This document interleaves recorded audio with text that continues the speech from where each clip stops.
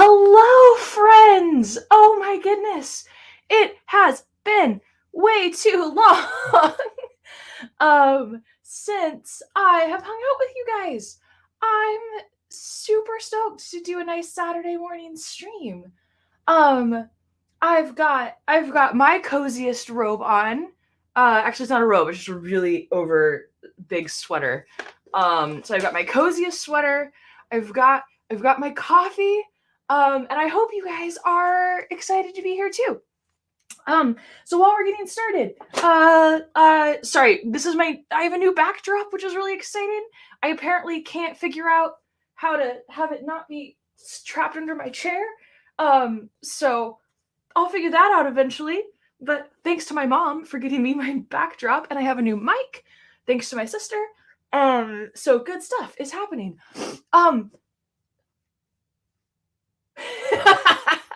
Sorry, Micah. I should probably have an intro. I definitely have friends that would, make me a cool intro. But I don't know. I'm so good at YouTube, right? Okay, so the brief where have I been for 3 months? So if you guys know, I got COVID at the start of January. I'm like vaxxed and boosted and all of that, so it wasn't super bad, but I was really tired, and then that rolled into another health thing where I was just asleep for 2 months. I swear I was asleep for the months of January and February. And then right as I started feeling better, my general exam for my PhD started. So that was last month. But I just turned in my general exam this past Wednesday. And then I took a couple days to relax. And now it's Saturday morning, and we're going to do some Saturday morning pseudoscience debunking, which I'm very excited for. So yeah, looking forward to getting back to doing some videos. We're going to get back to doing the Weather 101 videos. We got to learn about CAPE and skew T diagrams soon. That's going to be great. And get back to doing, I've got like my next, I want to get back to doing my shorts of scientists you should have heard of. I've got a whole list of videos to film for that. I'm also going to go through this book. I'm very excited about this. So we're going to have a little series that's on the uninhabitable Earth, life after warming, which is a look at like what could all happen with climate change. So I have to say I'm a little hesitant going into this book. I'm a little nervous because most of you guys know how it feels, at least let me just read you the back of this book, right? It's worse, much worse than you think. If your anxiety about global warming is dominated by fears of sea level rise, you're barely scratching the surface of what terrors are possible. Food shortages, refugee emergencies, climate war, and economic devastation. That feels a little doomsday-y, right? And you guys know how I feel about like over exaggerating what like weather events, right? Because news stations do this all the time with like hurricanes. It's gonna be the worst storm ever, blah blah blah blah blah. And then we get in the situation where it's like the boy who cried wolf. So when people actually need to evacuate, they don't listen, and that's really frustrating. And so anyway, I hope the book. I've been told that the book isn't as dire as like the write-ups about it tend to be, but we're gonna go through and take a look at that book, get a sense of consequences of climate change, stuff like that. And we'll fact check it, though I do deeply appreciate about this book that the from this point down is all references. And so that does give me hope that this is at least well sourced. Yeah. So the other thing channel wise that's going on is my upload. I've got to adjust my upload schedule. And I don't know exactly what it's going to be. I'm playing with this. Oh, hi, Caleb. I'm glad you popped in. Have a great Saturday. I'm playing with the idea of doing some like morning streams because I kind of like the idea of like Saturday or Sunday morning science, not just mostly because it's alliterative. I'm not going to lie. And then, we can all get together in our cozy sweaters and coffee and have a great morning. Okay. That was me talking really fast. about all of my channel and life updates. But again, I'm really glad to be back here with you guys. The book is called The Uninhabitable Earth. I'll put it back up. By David Wallace Wells. And what I want to do is kind of compare some of his like conclusions to the latest IPCC report. Now, granted, the latest IPCC report came out several years after this book was published, so we can't be upset that he doesn't know the results of the future. But yeah. Okay. Oh my goodness. Hi, we got so many people in chat. Hi, Dapper. Hi, Bent and Scott and Mackenzie. Rain or shine. Oh, I like that. Didn't get the pun until I said it out loud. Love it. Okay. So during my 3 month of both health and life insanity, Jordan Peterson popped his little face over on Joe Rogan's podcast. And apart from lots of things those two guys chatted about, okay.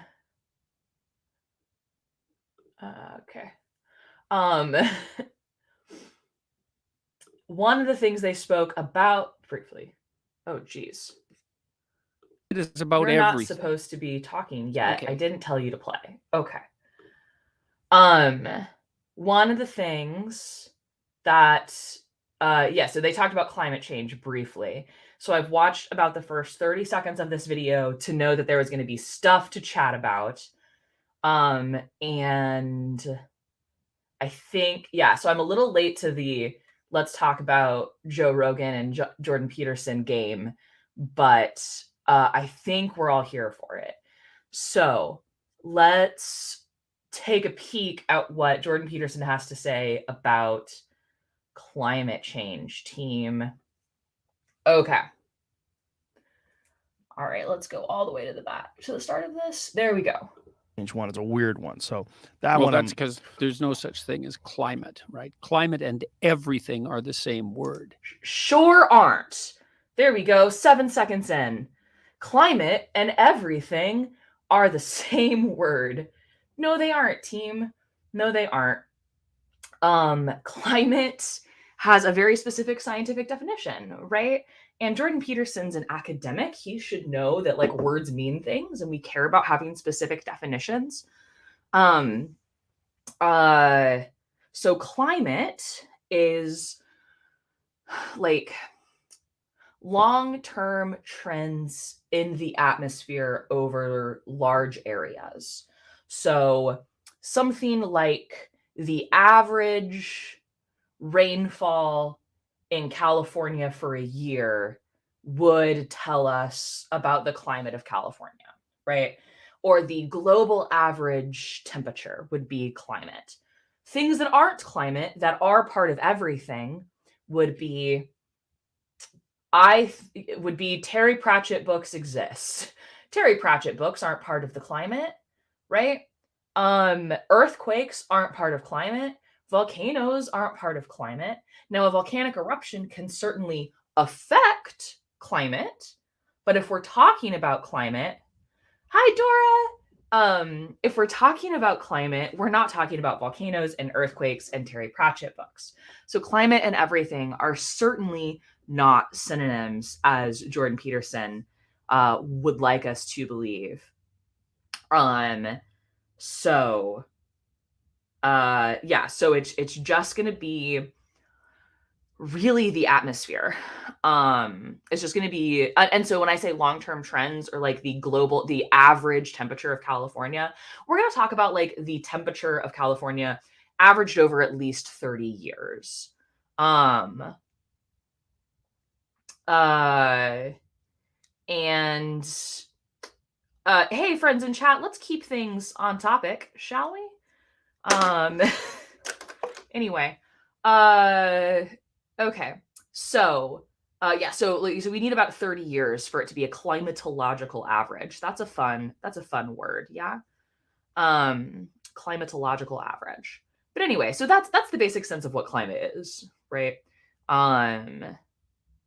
It's certainly not everything. And that's what bothers me about the climate change types. It's like, this is something that bothers me about it technically. It's like, well, climate is about everything. No, it's not. So, okay.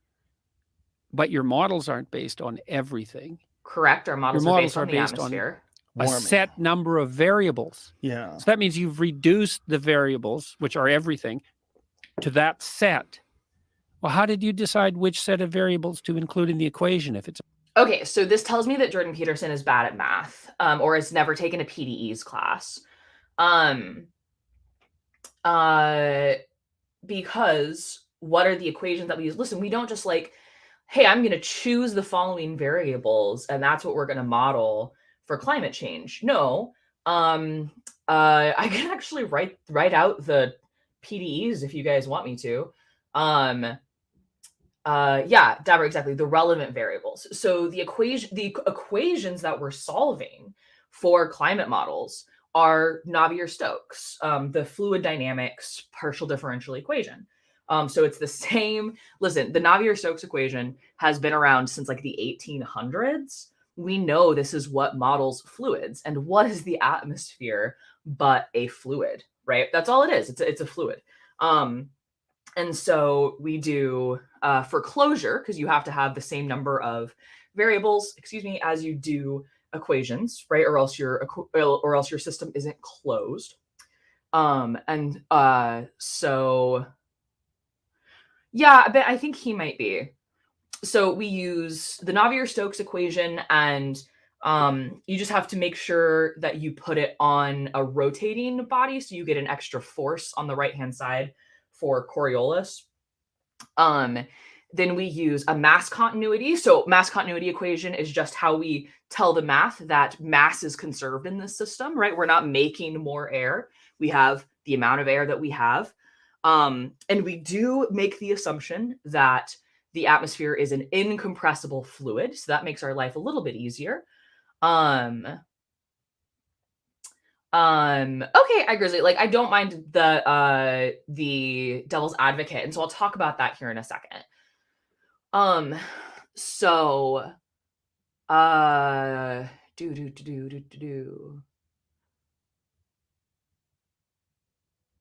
mass continuity, we assume it's an incompressible fluid, which by the way is a good assumption for fluids as long as you're well below the Mach number. Which there are places in the atmosphere where that's not a good assumption, but basically once you get to climate scale things, those little changes, those little averages kind of average each other out, and we don't have to worry about them so much. And then the last one we're going to use is we have a thermodynamic equation. And so we need to understand how like latent heating and radiation from the sun and all of that. So those are our three equations, and we're going to numerically integrate them with time. And that is what all climate and weather models are. Where it gets interesting is talking about scale. So butterfly effect. Butterfly effect is why whether you're like everyday weather model that's going to tell you, hey, 3 days from now it's going to rain. The fact that the atmosphere is an inherently chaotic system is why we can't really predict the weather more than 5 to 7 days out. That's kind of that's a pretty hard barrier. However, when we're doing a climate model, we're asking very different questions. So I cannot use a climate model to tell you if it's going to rain on April 15th, 2032. Absolutely cannot use it for that. I can't even use a climate model to tell you if it's going to rain next Tuesday, because climate models are written to work on much longer timescales. And so those butterfly effects would absolutely affect when and where a hurricane occurs or when and where a specific storm occurs. But when we're asking climate questions, I'm actually not interested in exactly when a tornado occurred or a hurricane or a nor'easter, right? I am interested in things like, hey, did the frequency of those storms go up?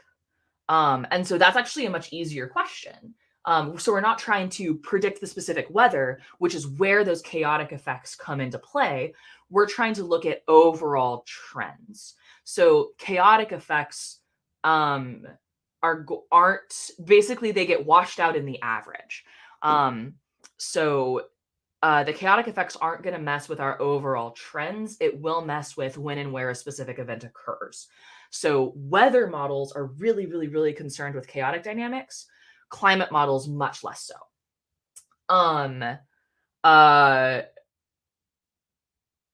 Dapper would like to see more D&D climate. I really should do another one of those streams. Next time I need a palate cleanser, we'll do a fantasy climate. That was super fun. So I've done one of them and we can do it again, but basically we'll pick a fantasy world and then we'll analyze all of its we'll analyze all of what the climate of that world would be based off of the physics of the world. It's super fun. And I Grizzly, thank you. I'm glad that made sense. Yeah, this stuff it's not well communicated because honestly, it's hard. It's hard to understand. Okay, so moral of the story is we don't just, oh, the last thing I want to say about climate models. One of the parts that is hard is most climate models, so we're integrating over the whole globe, right? But my grid points are generally either a degree or a half degree apart, right? So a degree, like in latitude and longitude, or a half degree. That's a pretty good resolution for a climate model. That can be 100 kilometers, right? That can be really far. So one of the tricky things with climate models is what we call sub-grid scale processes. So like a cloud you can have a whole storm form and go away between grid points, and the climate model will never notice it.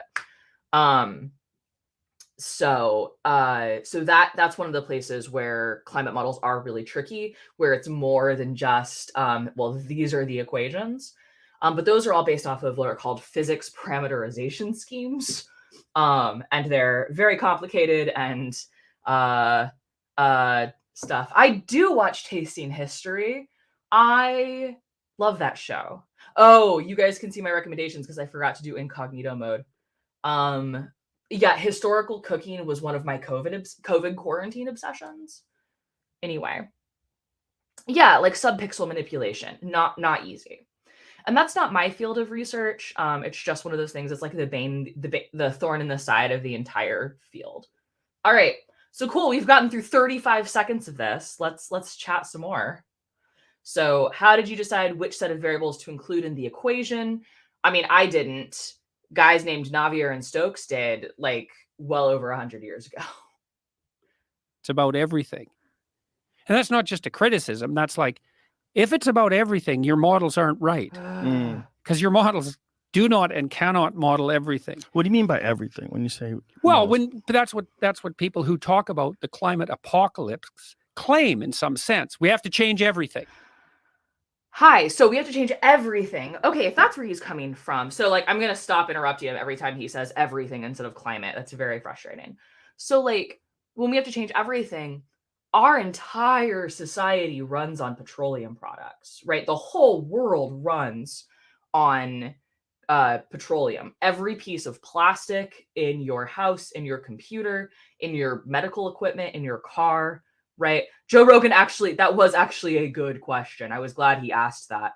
What do you mean by everything? So when say like climate policymaker says something, that's like, what do you mean? That's like, we have to change everything. It's if we're going to, so the goal for the US is to be carbon neutral by 2050, I think. If we're going to be carbon neutral or even carbon negative by 2050, we have to no longer be dependent on petroleum products, which if all petroleum products snapped out of existence, this computer wouldn't work. Nobody would have internet. Satellites would fall out of the air. Your phone wouldn't work. Your car wouldn't work, right? The like machines we use to harvest food wouldn't work, right? Like nothing would work.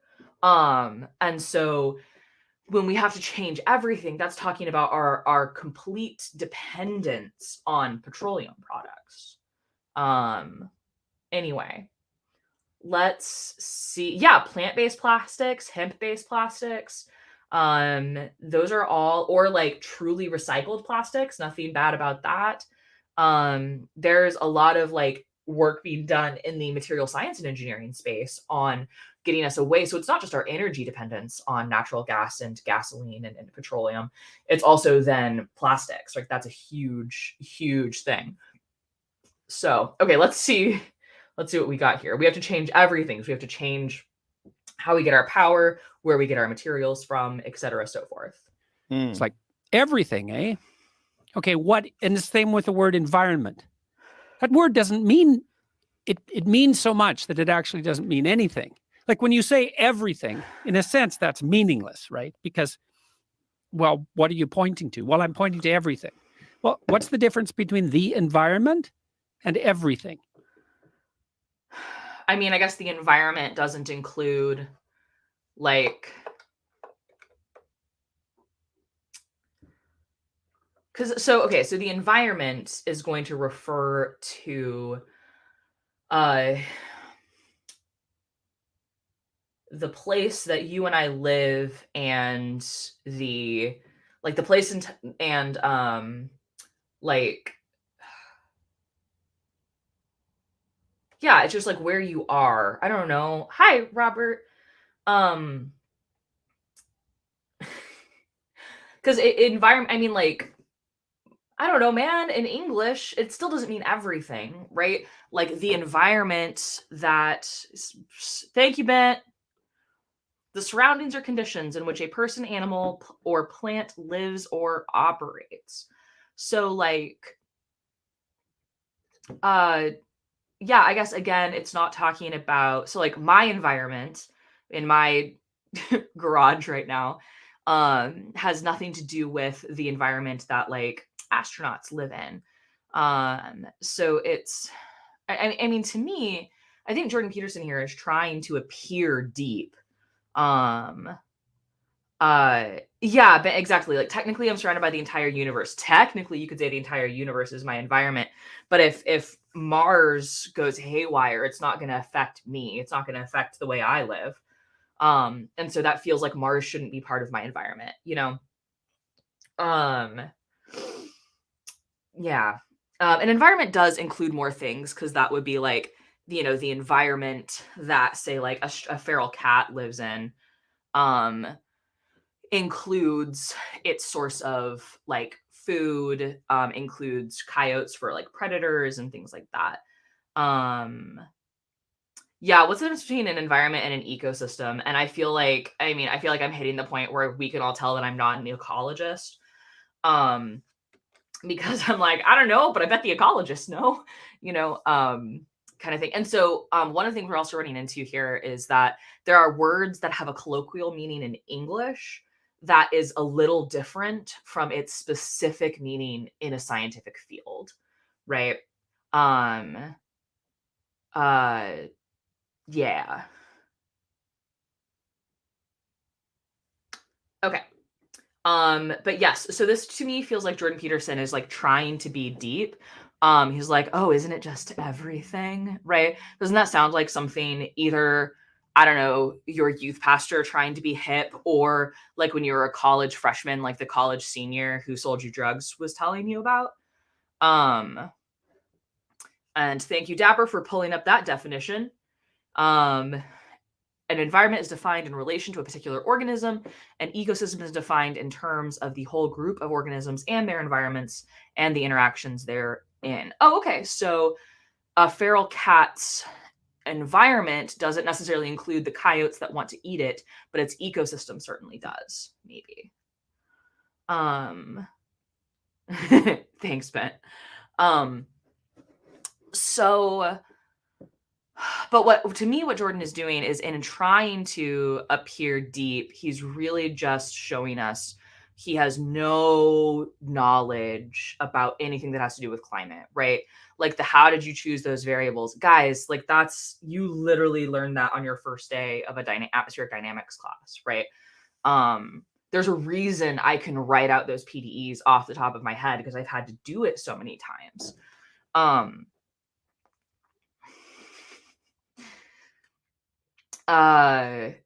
So yeah, okay. I think so he's saying that there's no difference between environment and everything, and there certainly is, right? We have, especially science has specific meanings for specific definitions, right? We have to agree on those or else nothing's going to get done. So then what's the difference between climate? There's no difference. What's the difference between climate and everything? Well, there's no difference. Yes, so this is a crisis of everything? It's like, no, it's not. Or if it is, well, if it really is, then we're done because we can't fix everything. Well, but we have to. The fastest way to make the planet sustain. Oh, they totally cut something out. But this is from Jordan Peterson's notes. This is the only place, like everywhere else that had this little clip up had been taken down by the time I wanted to do this stream. So this is edited some, which is a little upsetting. So best way to make the planet sustainably green and ecologically viable. Sustainably green and ecologically viable is to make poor people as rich as possible, as fast as we possibly can. I mean, what's your source on that, my guy? So like, I wonder, I do not know where this is going, and I don't know how we got to that point, because those we went from climate is everything to like give everybody money. Listen, like I'm all for like bridging. Yeah, I mean, like I'm for that. Like I'm absolutely all for bridging the wealth gap. I think that's like economically, especially here in the States, one of the biggest issues that we're facing. Separately, it's very true that the poorest folks will be hit the hardest by climate because a simple example is going to be wildfires are now more likely, right? So having to evacuate from a wildfire is a financial and economic burden, right? So if you can't afford to put yourself up in a hotel, right, and then your house burns down, and like now where are you if you don't have the resources for a backup plan, right? So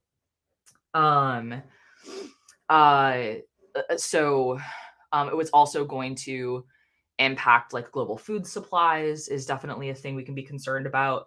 Sorry,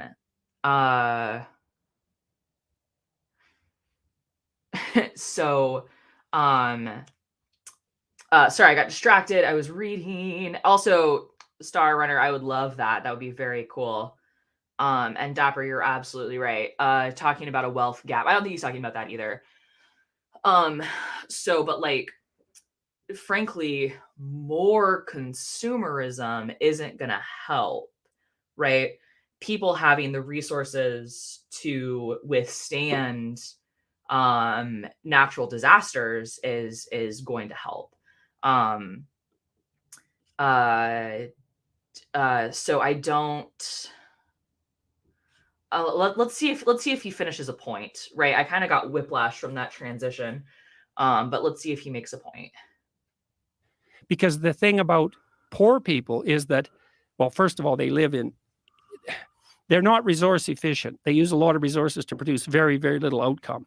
And so that's a problem. Slash and burn agriculture, for example. But even more importantly, when you're insecure on a day-to-day basis, you don't know where your next meal is coming from. You're not paying attention to the broader environment, that hated word, around you. Mm-hmm. And you can't even really worry about your children's future in some real sense because, like, no, you don't understand. Lunch is the future. We don't have lunch, we're hungry, and that goes on for like a month. We're dead. That's the future. So what happens? If you can get resources to the poorest section of the population, as soon as they get to the point where they have some hope of a genuine future, especially for their children, they immediately become concerned about broader environmental considerations. And then the attempt to make the environment habitable and sustainable, that comes up of its own accord at a grassroots level and spreads everywhere. And evidence. So, sure. Like I don't know anyone who is more concerned with like sustainability than like farmers, right? unless we're in like slash and burn agriculture. So yeah, absolutely. So like 1 point there for Peterson. One of the main like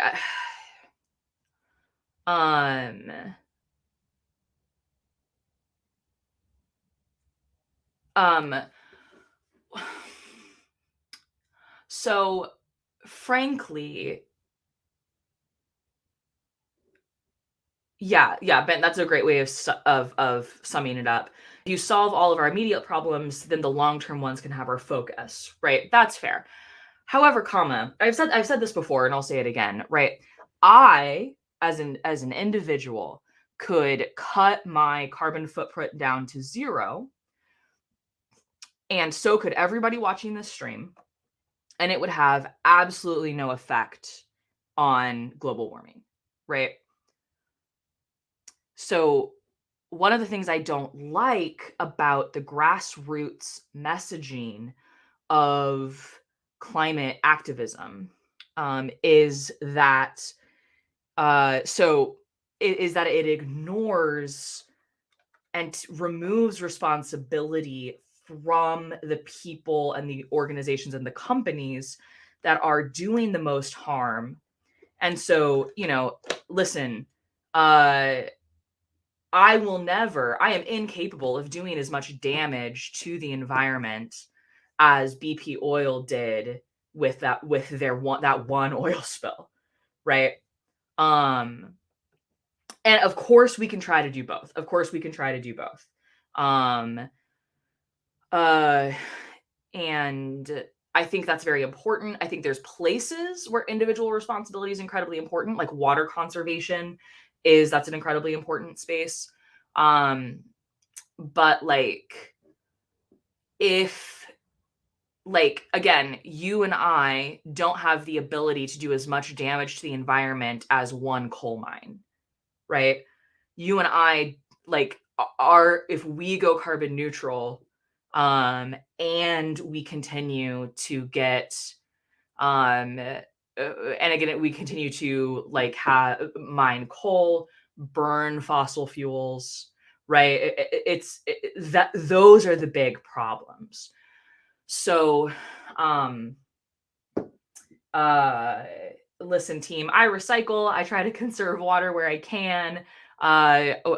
Once I can finally get some landscaping in my backyard, I want to do all native plants. That encourages native species to come and hang out. But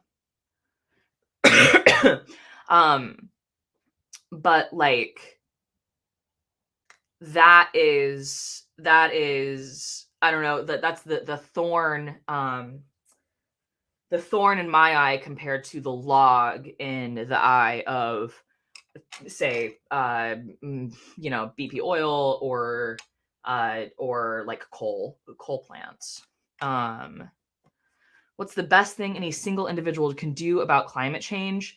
Political activism, honestly. Yeah, but I was trying to come up with a better reference, but I couldn't. I couldn't come up with a better analogy off the top of my head. So the best thing that you can do about climate change would be advocating with your vote, honestly, for anything that supports clean water, clean air. So, and I will say that one of the places where local activism and local individual people can absolutely make a change is in places that's hey, let's clean up our river, right? If you've got a river in your city, hey, let's advocate for and volunteer at, and let's have clean water for our area.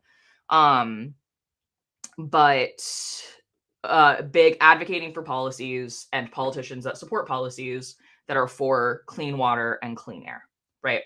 That's the main thing.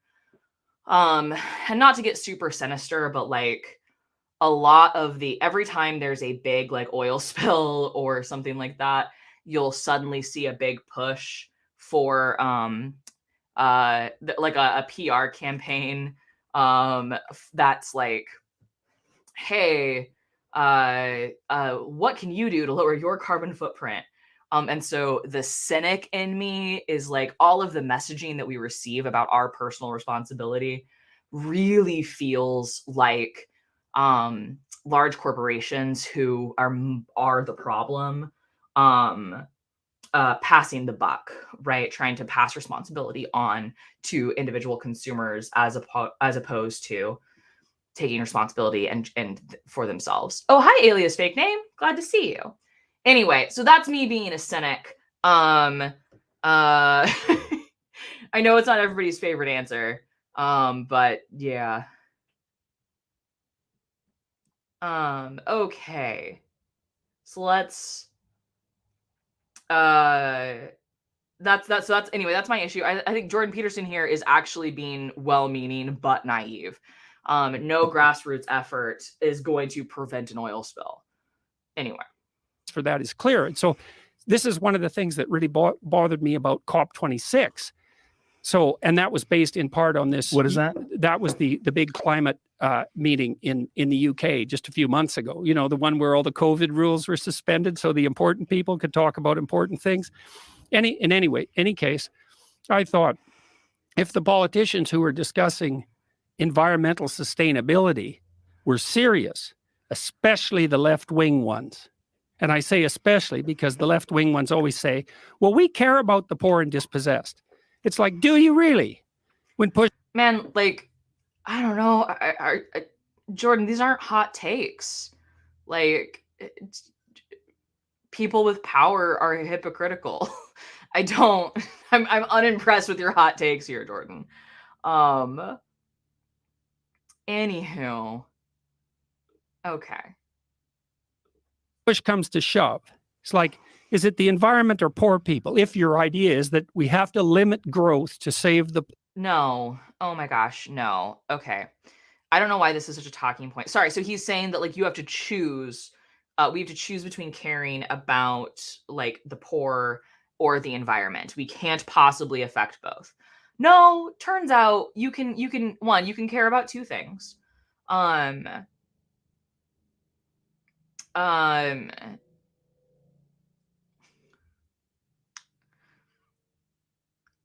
yeah. Listen, we've got somebody supporting my cynicism from I'm going to pronounce that OTAN, but if that's a theta, so I don't know how that's supposed to be pronounced. Personal carbon footprint was created by BP. Anyway, yeah. Uh, so, okay, so you can care about both the poor and the environment. In fact, right, lots of policies that are going to be good for the environment and reduce our carbon output are also going to be good for the poor. Right? Like, again, because the policies that are good for climate, right, and good for the environment are policies that are going to promote clean water and clean air, right? Thetan, okay. No, dude, it's good. I didn't know if you wanted me to pronounce the theta like not as the name of the symbol, but as like how it would have been pronounced in Greek, and I don't know how to speak Greek. Anyway. Okay. You're good, dude. Now I lost my train of thought.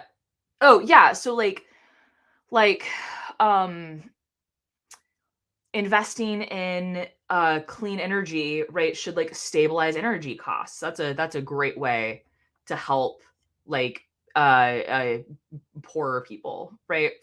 Um uh Reducing food instability, that's a great way, right? Those are going to be things, right? Like policies that are good for the climate are good for everyone.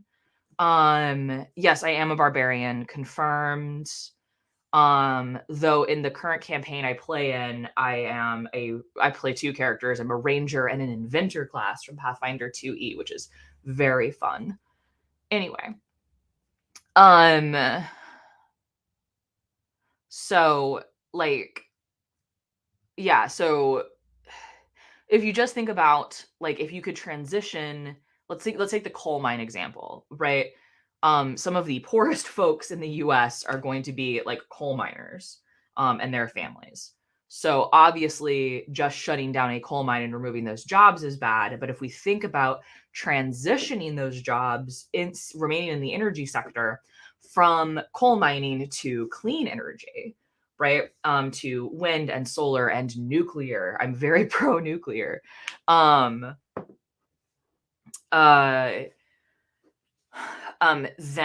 they're going to have still steady paying jobs, right? Hopefully like steady blue collar work, which those can be great jobs. But without the like health burden of the risks of a coal mine, right? Mining is one of the most dangerous jobs. So yeah, there's an inventor class in TUI. It's in the Guns and Gears supplement where it lays out the gunslinger, but then also the inventor. So I have my little halfling who absolutely has an Iron Man suit of armor. That it's like it has the function where it's collapsible. And so he like presses a button and it gets all like beefy so that he can run into melee and not die because he's very tiny. I love it. I love playing him.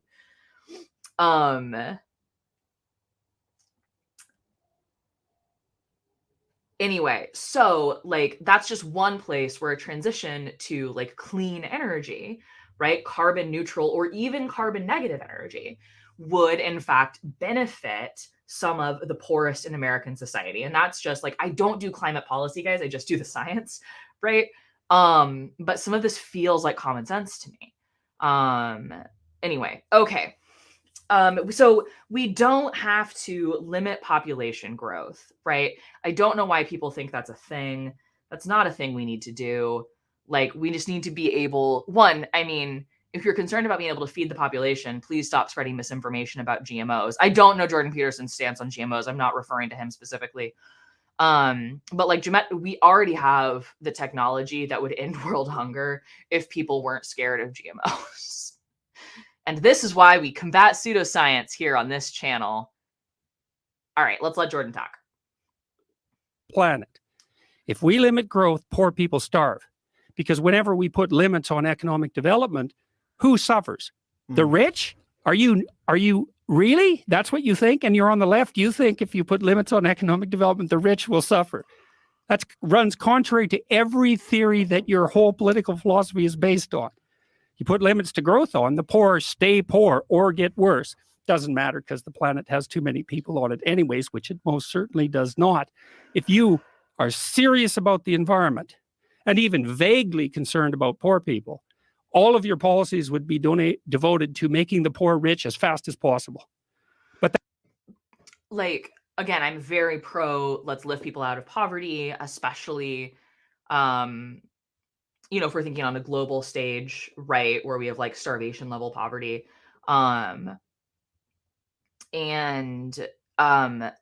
very pro that. And like, but just like what it sounds to me like Jordan Peterson here is advocating for is like, let's just hand money out. And that's not like, that doesn't solve anything, that doesn't anything in terms of climate, right? Does carbon negative mean I absorb carbon through my skin or eat charcoal briquettes or something? That would be super cool. I want that superpower. But no, carbon negative means that we have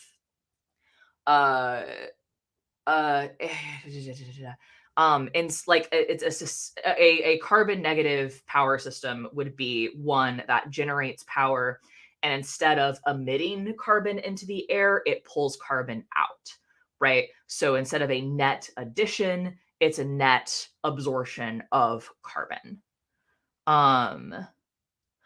Oh, that's a great question. You're heading to a Bachelor of Science in Computer Science to help. Amazing. There's so many things you can do. Oh my goodness. Also, God bless you for your degree in computer science. I am completely self-taught in programming, and it's like my least favorite thing. But I have to do it all the time for science, for my PhD and stuff. So it kind of depends on what you want to do. A great place to get involved is, believe it or not, like, so like I'm trained as a meteorologist, as an atmospheric scientist. I'm not trained as a computer scientist. So I am not the most qualified person to improve climate models, right? I can provide somebody like you with a lot of information about, hey, physically, these are the physical processes going on that we like just figured out. Can you incorporate that into this climate model? Can you take this climate model and make, or numerical weather model, and make it run faster or more efficiently, right? So things like that. If you want to get like straight up involved in the climate science, there is so much room for that. A great place that you could do an internship with would be NCAR, the National Center, NCAR. It's in Boulder, Colorado. It's gorgeous. The National Center for Atmospheric Research. So in that way, you could make a super tangible, hands-on effect.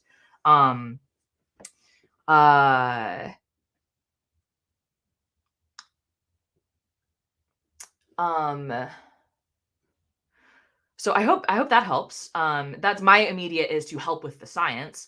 There's a whole other space is the climate policy side of things, but I don't know nearly as much about that. But like people with your skill set, if you're really passionate about climate, like there's so much room for help. Anyway, how would an individual person become carbon negative? So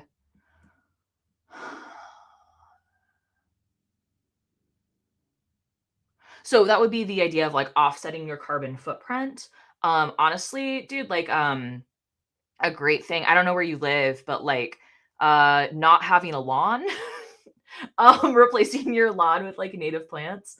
Or that would, I don't know if that would actually make you carbon negative, but that would help your environment a whole lot. And the term does apply more to collectives more so than individuals. So we would love the United States to be carbon negative. But again, like you guys know, I don't really like the concept of an individual person's carbon footprint. But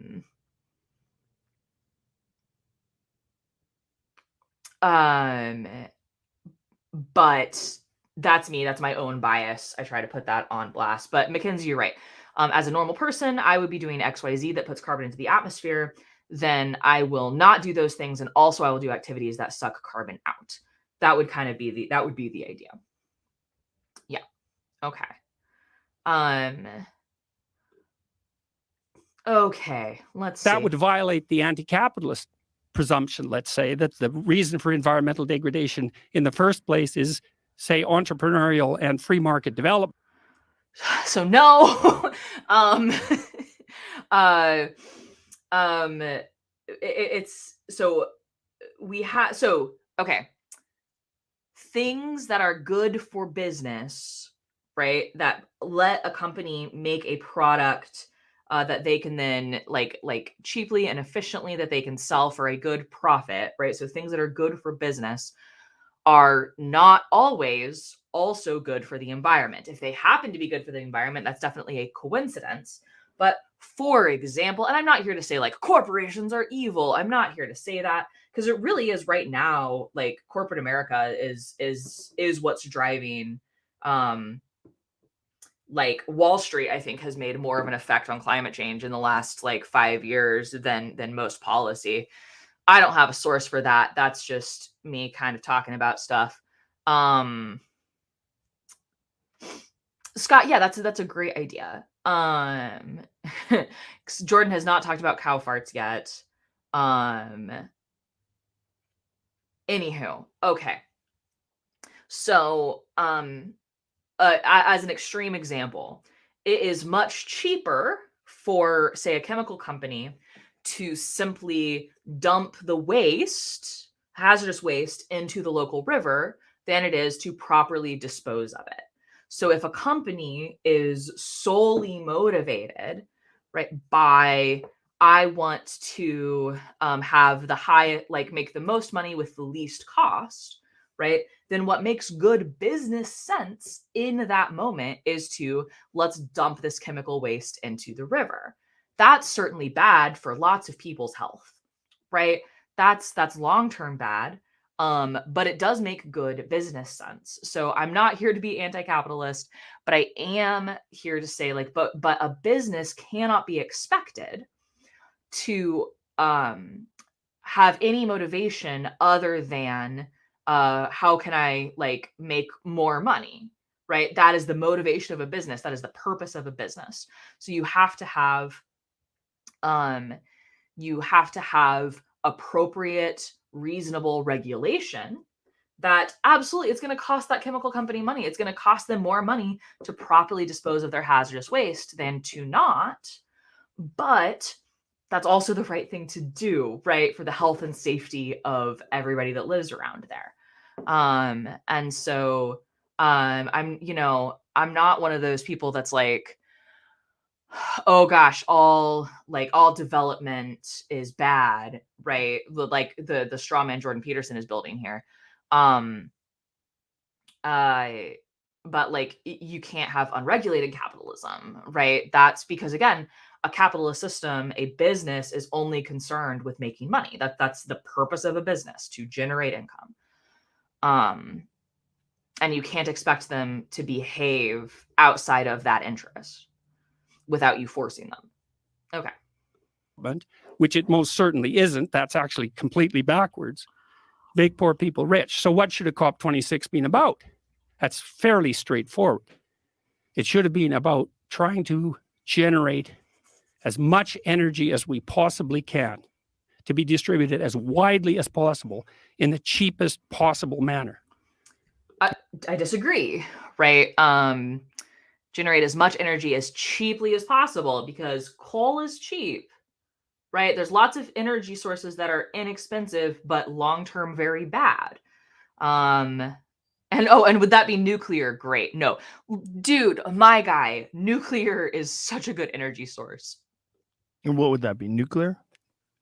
No, well, I would say ultimately likely nuclear, and probably not fusion, because it's so, fusion has always been a year away, 10 years away for the last 50 years. We haven't managed it. Nuclear, okay, good. likely. We're pro-nuclear here. Shopping can be I'm sorry, I don't know. I won't make you guys listen to this ad. There we go. Okay, that was it. Cool. Let's stop sharing. Okay. So, what did we learn? We learned that Jordan Peterson doesn't know how to define climate, environment, or ecosystem. That's fun. We learned that he thinks climate scientist and atmospheric scientist. And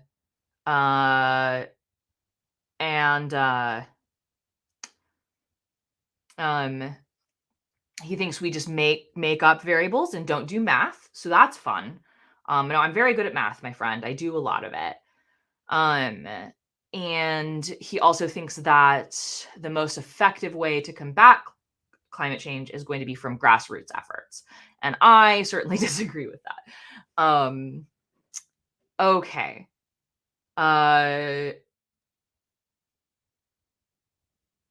It is true. We've been like we'll have fusion any day now since the 50s, right? So if we ever get that fusion stuff figured out, that'll be amazing because fusion would be such a clean source of energy, completely sustainable because it just uses hydrogen, right? Which is, 99% of the universe. So I hope we get fusion figured out. I don't know when that's going to be. But fusion would solve a lot of problems, actually. That would be like insta clean energy. And then we can all go to electric cars, getting our cars powered by insta clean energy. We could have, let's invest in some public rail systems. That sounds great. I'd love to be able to take a train somewhere, but I live in the Midwest. I live in Oklahoma, and you have to drive everywhere. Anyway. Okay, team. That didn't take super long because he just sort of rambled. He didn't make a whole lot of science claims, which at least there's that. Do you guys have any other questions? I'm looking at the chat. but otherwise we might call this a kind of short live stream. But it's been really great to be back with you all and hanging out. I'm probably going to do this again next weekend. I'm going to see how like views go. So far it seems like I'm getting about the same number of people hanging out as I do when I would do like evening streams. And these morning streams are a little bit easier for me.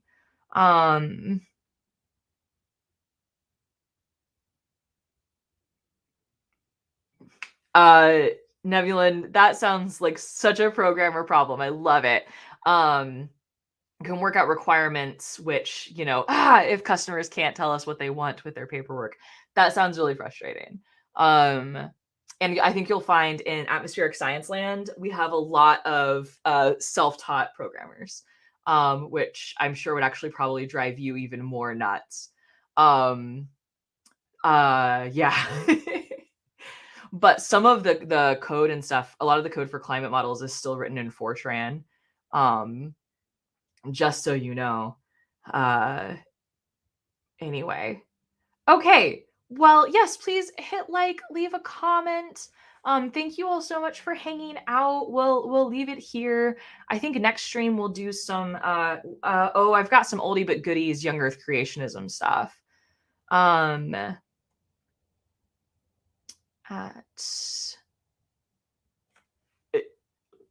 Fortran. I found some art, like science journal articles from young earth creationists that I thought it might be fun for us to read through together. So I think that's what we'll do next week. Yeah. Okay. So you guys are super cool. I'll see you in a week or so. Hopefully I'll get like a Weather 101 video out this week, and I'll talk to you guys later. Okay, have a great rest of your Saturday. Bye, team. How do I turn it off? There